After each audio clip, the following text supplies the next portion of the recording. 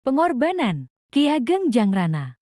Pada masa pemerintahan Kerajaan Mataram, terdapat seorang adipati bernama Ki Ageng Jangrana. Ia adalah keturunan Ki Ageng Brondong atau yang biasa dikenal dengan Lanang Dangiran. Dikisahkan, Ki Ageng Jangrana merupakan salah seorang yang membantu pentahtaan Pangeran Puger.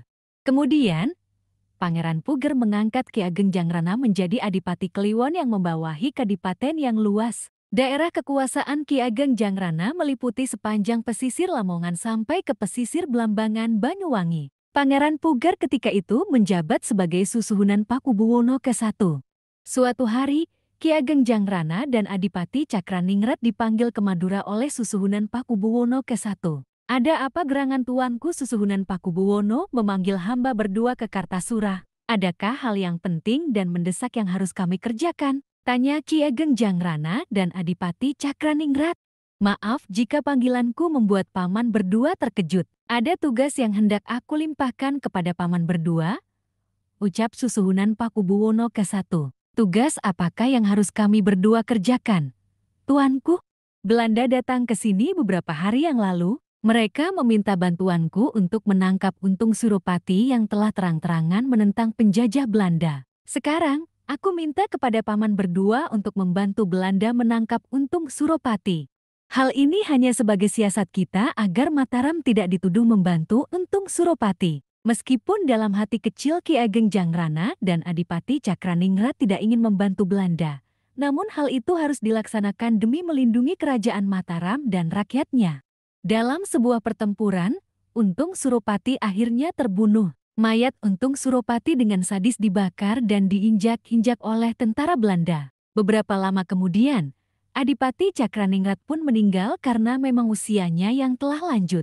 Melihat penjajah Belanda selalu berbuat keji dan bertindak sewenang-wenang, kerajaan Mataram semakin membenci Belanda. Ki Ageng Jangrana yang pura-pura bergabung bersama Belanda, sudah banyak mengetahui tipu muslihat yang dilakukan Belanda untuk menaklukkan musuh-musuhnya.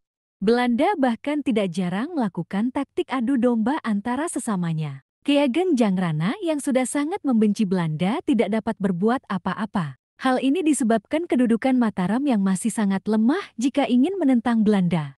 Jika Mataram tetap ingin menentang Belanda, Mataram akan mendapatkan banyak kesulitan. Diam-diam, Ki Ageng Jangrana menghimpun kekuatan untuk melakukan pemberontakan terhadap penjajah Belanda.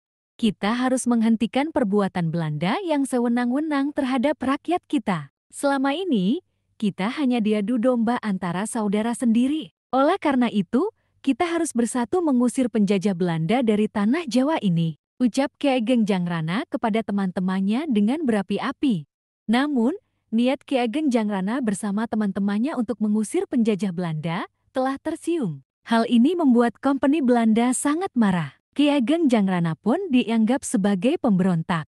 Ki Ageng Jangrana yang merupakan adipati dengan kekuasaan sangat besar di Surabaya dan sekitarnya, membuat Belanda harus berhati-hati menghadapinya. Belanda berpikir, jika Ki Ageng Jangrana sampai melakukan pemberontakan, hal ini dapat membahayakan kepentingan-kepentingan Belanda sendiri. Belanda pun mengatur siasat busuk. Mereka datang ke Mataram dan meminta Susuhunan Pakubuwono ke-1 untuk membunuh Ki Ageng Jangrana. Jika Mataram tetap tidak membunuh Ki Ageng Jangrana, Belanda tidak akan mau lagi memberi bantuan keamanan untuk kerajaan Mataram.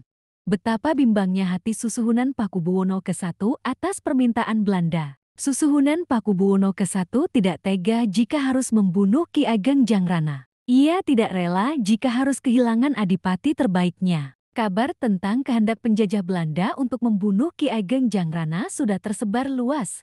Tentu saja hal ini tidak hanya membuat sedih kerajaan Mataram, tapi juga rakyat Mataram yang sangat kagum dengan kepemimpinan Ki Ageng Jangrana sebagai Adipati Surabaya yang arif, bijaksana, dan adil.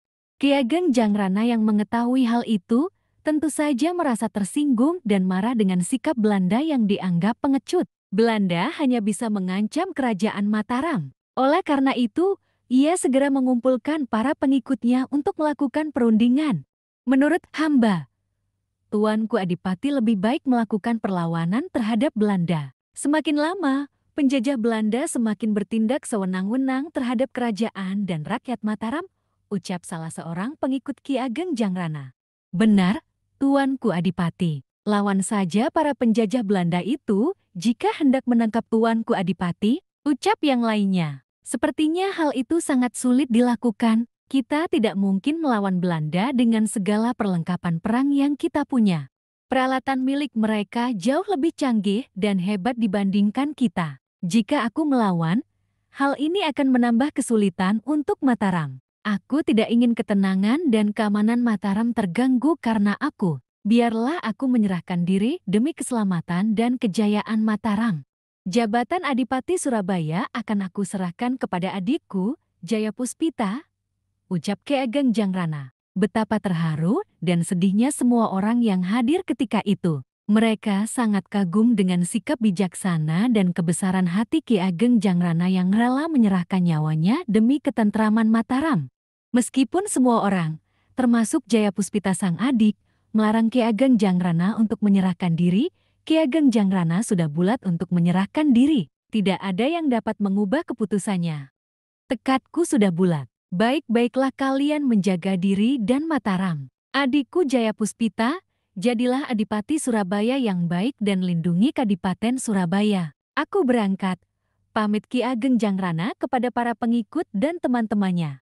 Semua orang melepaskan kepergian Ki Ageng Jangrana dengan isak tangis. Ki Ageng Jangrana telah mempersiapkan dirinya untuk mengantarkan nyawanya ke Mataram. Sebelumnya, ia telah membersihkan tubuhnya dengan air suci, memotong rambut dan kukunya, serta berpakaian putih. Akan tetapi, belum sampai di ruang pertemuan Mataram, ia telah dikeroyok oleh rakyat Mataram hingga tewas. Ki Ageng Jangrana pun tewas pada usianya yang ke-34 tahun. Makamnya kini dapat ditemui di daerah Kartasura, Desa Sentanan. Oleh penduduk sekitar, makamnya dilindungi dengan pohon-pohon bambu.